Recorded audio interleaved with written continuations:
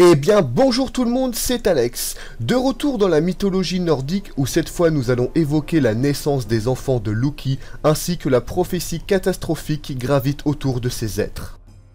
Loki, en plus d'être le dieu le plus détesté et le plus mal aimé de tous, se retrouve également seul, sans compagne avec qui partager sa divine existence. Ne trouvant pas une seule déesse libre, il partagea son chagrin avec Frigg, qui promit à Loki de l'aider à trouver sa promise. Un matin, la déesse Frigg demanda au père de tout de bien vouloir prêter son trône à Loki, le trône d'Asgard d'où il est possible de voir dans l'ensemble des 9 mondes.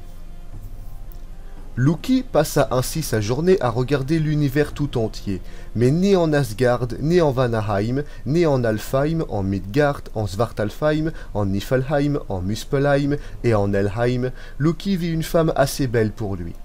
Durant la nuit, alors qu'Odin et Frigg avaient gagné leur lit, Loki retourna sur le trône pour observer le dernier monde qu'il n'avait pas regardé, Jotunheim.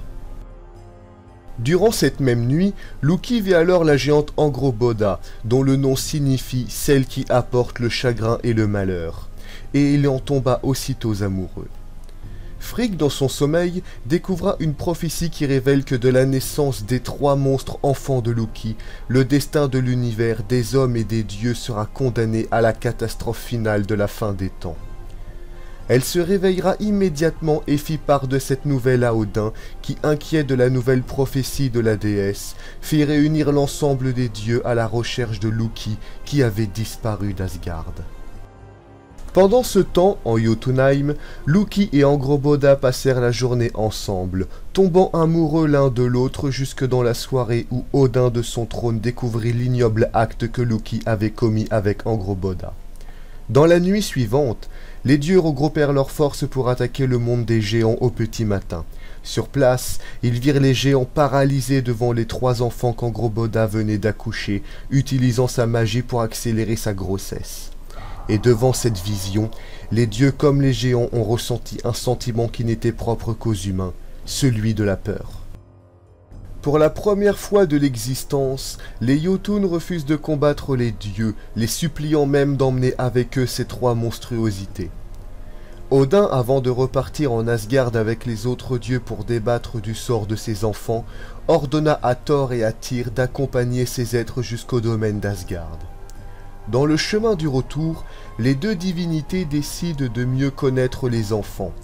Tyr se lia d'amitié avec le loup Fenrir, qui n'était pas plus grand qu'un chiot, et lui ôta sa muselière qui l'empêchait de parler. De son côté, Thor fut intrigué par le serpent Jormungand, qui refusait de lui adresser la parole. Pour faciliter son transport, Jormungand s'attacha à la longueur d'un tronc de pin à maturité, porté par Thor et par Tyr. Le 3e des enfants est une fille du nom de Hel.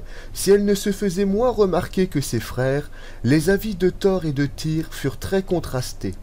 En effet, placé à sa droite, on regarde le visage d'une magnifique femme, alors que placé à sa gauche, seul un visage en état cadavérique et dévoré par les vers apparaît. Une fois en Asgard, Odin décida du sort des enfants de Loki. Premièrement, le serpent Jormungand. Odin le bannit dans les eaux les plus profondes des océans existant dans l'univers, ceux de Midgard, le monde des hommes, pour qu'il ne fasse de mal à personne.